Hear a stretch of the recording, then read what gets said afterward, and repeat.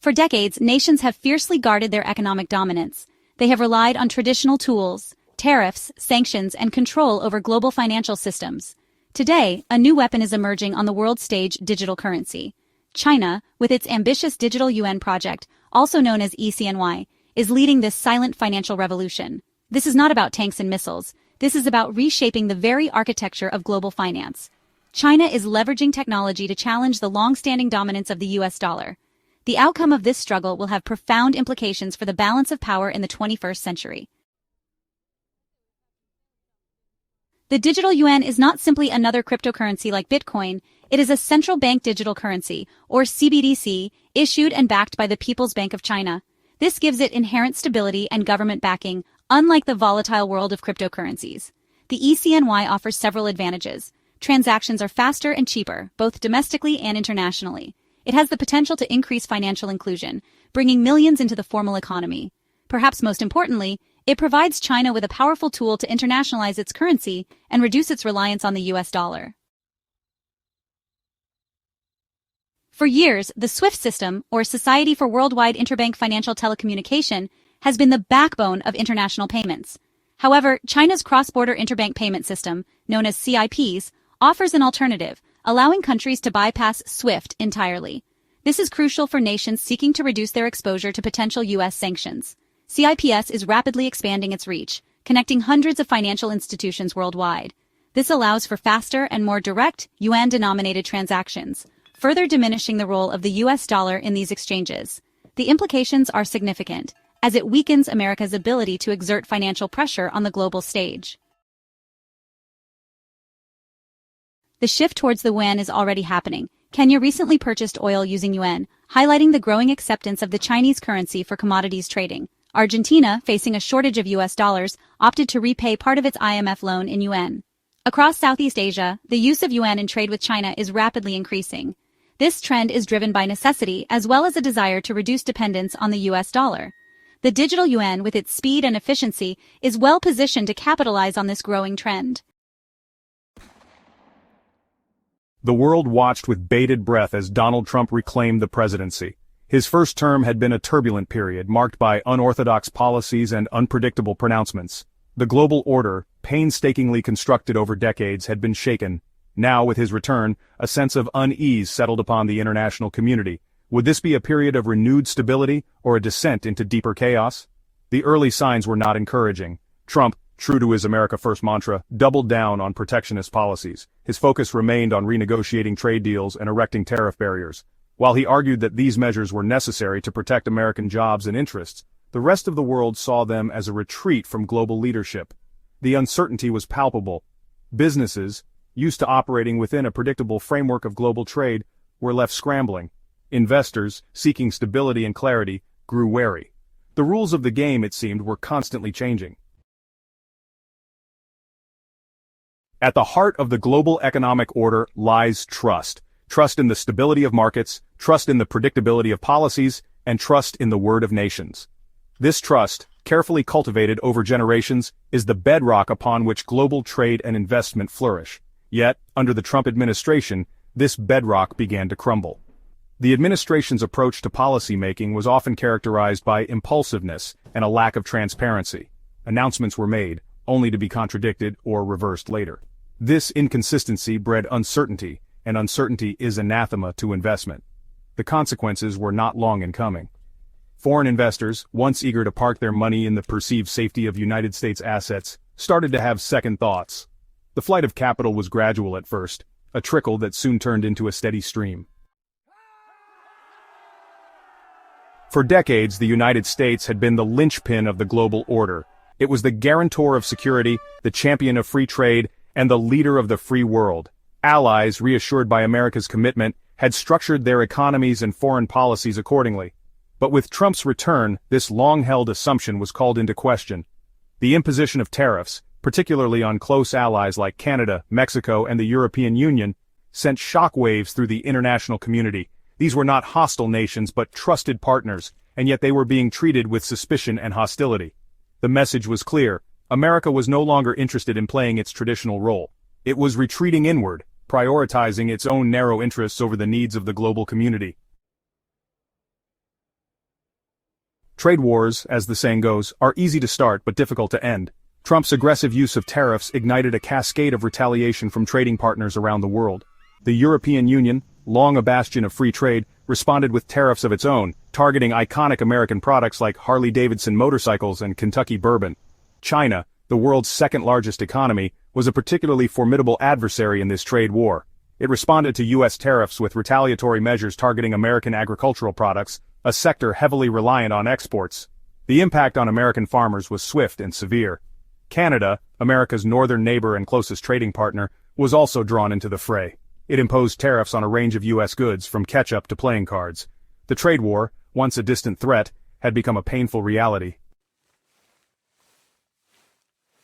The U.S. dollar has long been the world's reserve currency, a symbol of American economic might and stability. But as Trump's policies roiled global markets, the dollar's preeminence began to be called into question.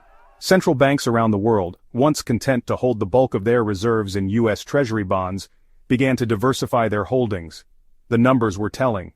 Brazil, for instance, withdrew over $55 billion from U.S. bonds. Ireland pulled out $42 billion, while the Cayman Islands, a known tax haven, withdrew $41.2 billion. Even close allies like Canada and Japan reduced their holdings, a clear sign of eroding confidence in the U.S. economy. This shift away from the dollar was driven by a search for stability. Investors, burned by the volatility of the Trump years, were looking for safer havens. Some turned to gold, a traditional safe haven asset. Others sought refuge in the euro, the currency of the European Union, seen as a bastion of stability in an increasingly turbulent world. The world is changing. The unipolar moment, with the United States as the sole superpower, is fading into history. In its place, a multipolar world is emerging, one in which power is more diffuse, alliances are more fluid, and the rules of the game are being rewritten. Trump's presidency, with its America First rhetoric and unpredictable policies, has accelerated this trend. By alienating allies, undermining global institutions, and retreating from its global commitments, the United States has created a vacuum that others are all too eager to fill. The question now is not whether the U.S. will remain a global power. It will. The question is what kind of power it will be. Will it be a power that seeks to lead by example, through cooperation and partnership? Or will it be a power that retreats inward, focused on its own narrow interests at the expense of the global good? The answer to this question will determine not only America's place in the world but also the future of the global order itself. Protectionism. It's a loaded word, conjuring images of nations circling the wagons, hoarding resources, and turning their backs on the world. In its simplest terms, protectionism is a government policy designed to shield domestic industries from foreign competition. This is often achieved through tariffs, which are taxes on imported goods, making them more expensive and less appealing to consumers compared to locally produced products. President Trump has long championed protectionist policies, arguing that they are essential to protect American jobs and industries from what he perceives as unfair trade practices by countries like China. Trump's belief in America First has been a cornerstone of his presidency. He argues that decades of globalization have hollowed out the American manufacturing sector, sending jobs overseas and leaving American workers behind. By imposing tariffs on goods from China and other countries, Trump aims to incentivize companies to bring manufacturing back to the United States, boosting the economy and creating jobs. His supporters argue that these policies are necessary to correct trade imbalances and protect American interests. However, critics argue that protectionism is a double-edged sword. While it may provide short-term benefits to certain industries, it can also lead to higher prices for consumers, retaliation from trading partners, and a slowdown in global economic growth. They point out that tariffs are essentially a tax on American consumers who end up paying more for everyday goods. Moreover, they argue that protectionism can lead to a tit-for-tat trade war as countries retaliate with tariffs of their own, harming businesses and consumers on both sides. The debate over protectionism is complex and multifaceted with valid arguments on both sides. While there is no doubt that globalization has created challenges for certain sectors of the American economy, it remains to be seen whether protectionist policies are the right solution. The long-term consequences of Trump's trade policies are still unfolding, and their impact on the global economy remains a subject of intense debate. While China has been the primary target of Trump's trade policies, the impact has been felt far beyond Beijing. America's closest allies, including Canada, Mexico, and the European Union, have also found themselves caught in the crossfire of Trump's trade wars.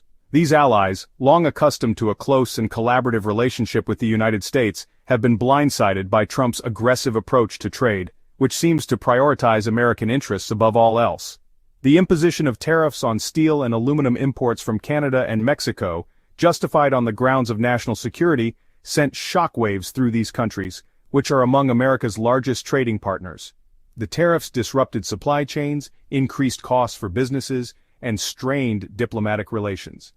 The European Union, too, has been subject to tariffs on goods such as steel, aluminum, and agricultural products.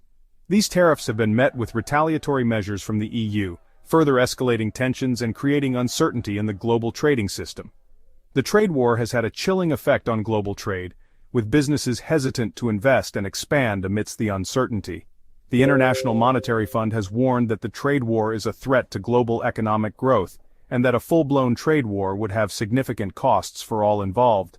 Beyond the economic impact, the trade war has also strained relationships between the United States and its allies, who feel increasingly alienated by Trump's America First approach. The damage to these relationships could have long-term consequences, undermining trust and cooperation on a range of global issues, from climate change to security. The trade war has also raised questions about the future of the rules-based international trading system, which has underpinned global prosperity for decades. As the trade war drags on, the world watches nervously, uncertain of what the ultimate consequences will be. The war in Ukraine has presented a critical test of Western resolve and unity in the face of Russian aggression. While the United States initially provided substantial military aid to Ukraine, a dramatic shift has occurred under the Trump administration. Military aid, which stood at a robust $48 billion in the 2022 to 2023 fiscal year, has plummeted to a meager $8 billion for 2024 to 2025, representing a staggering 80% reduction. This drastic cutback has sent shockwaves through the halls of power in Kyiv, Brussels, and Ottawa, raising serious concerns about the reliability of American support and its commitment to transatlantic security. The decline in United States military aid to Ukraine is deeply intertwined with the Trump administration's America First foreign policy doctrine, which emphasizes a reduced global footprint and a prioritization of American interests above all else. This approach, often perceived as isolationist by critics, has led to a reassessment of America's role in the world and its willingness to act as a guarantor of global security. The reduced aid to Ukraine is seen by many as a tangible manifestation of this shift, signaling a waning commitment to upholding the principles of international order and collective defense that have defined the post-World War II era. The sharp decline in United States military assistance has left Ukraine in a precarious position. Facing a relentless Russian military campaign in the eastern Donbas region, Ukraine relies heavily on Western military aid, including lethal weaponry, intelligence sharing, and training, to bolster its defenses and deter further aggression. The significant reduction in United States support has created a void that other NATO allies are struggling to fill, raising concerns about Ukraine's capacity to withstand sustained Russian pressure. This situation has also exposed deep divisions within the United States itself. While some lawmakers, driven by concerns over fiscal responsibility or a desire to avoid entanglement in foreign conflicts, support reducing foreign aid, others argue that it is a moral imperative and a strategic necessity to stand by Ukraine in its hour of need. They argue that failing to do so would embolden Russia, undermine American credibility, and send a dangerous signal to other adversaries that the United States is no longer a reliable partner. As the United States retreats from its traditional role as the leader of the free world, a new dynamic is emerging on the global stage. Canada and European nations, alarmed by the vacuum created by America's waning commitment to internationalism, are stepping up to fill the void, demonstrating a renewed sense of purpose and a willingness to shoulder greater responsibility for global security and stability. This shift in global leadership is particularly evident in the context of the ongoing conflict in Ukraine, where Canada and Europe have ramped up their support both militarily and financially, even as the United States scales back its involvement. Canada, long known for its peacekeeping role and its commitment to multilateralism, has taken a bold stance in support of Ukraine. The Canadian government, led by Prime Minister Justin Trudeau, announced a significant $5 billion aid package for Ukraine, a substantial sum for a country of Canada's size. This aid package encompasses not only financial assistance but also the provision of much-needed military equipment, including armored vehicles, air defense systems, ammunition, drones, and secure communication systems.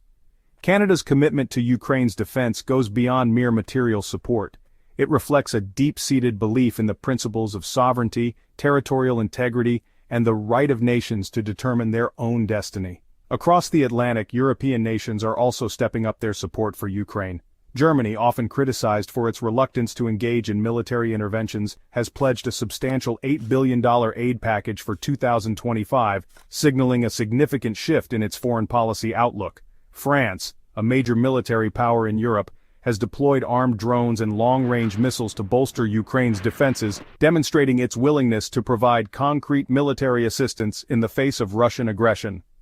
Spain, another key NATO ally, has delivered Patriot missile systems and Leopard tanks to Ukraine, further enhancing its ability to counter Russian military capabilities.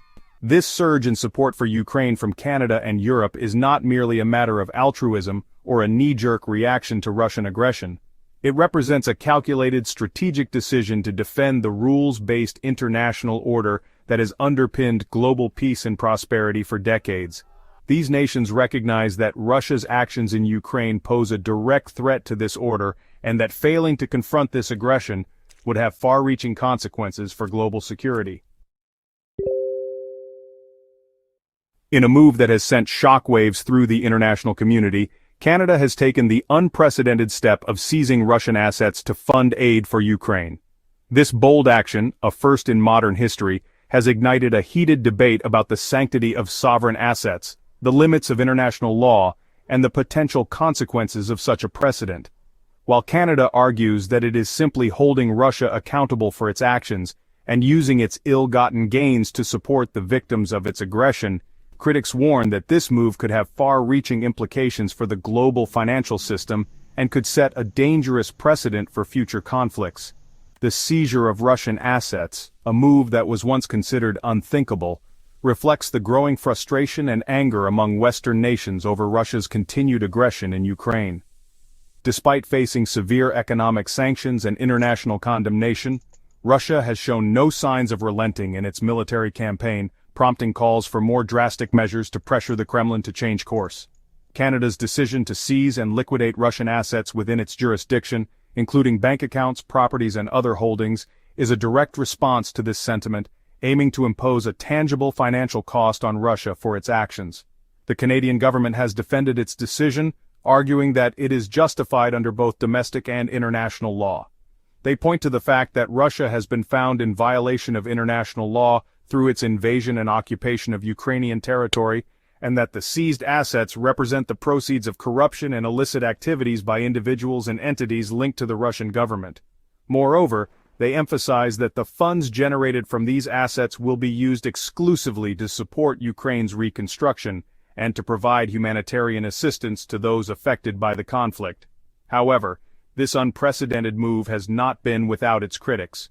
Some legal experts argue that the seizure of sovereign assets, even those linked to illicit activities, sets a dangerous precedent and could undermine the principles of state sovereignty and the rule of law. They warn that this could lead to a tit-for-tat escalation, with other countries feeling emboldened to seize assets based on their own interpretations of international law, potentially throwing the global financial system into disarray. The world is witnessing a seismic shift in the global balance of power, a tectonic realignment that is reshaping the geopolitical landscape and challenging the long-held assumptions about the international order. The United States, for decades the undisputed hegemon, is retreating from its global commitments, embracing a more inward-looking America-first approach that has left a void on the world stage. Into this void, other actors are stepping forward, eager to assert their influence and shape the emerging world order according to their own interests and values. Russia and China, emboldened by America's retreat and sensing an opportunity to advance their own agendas, are becoming increasingly assertive, challenging the existing rules-based order and seeking to establish spheres of influence that serve their own strategic objectives.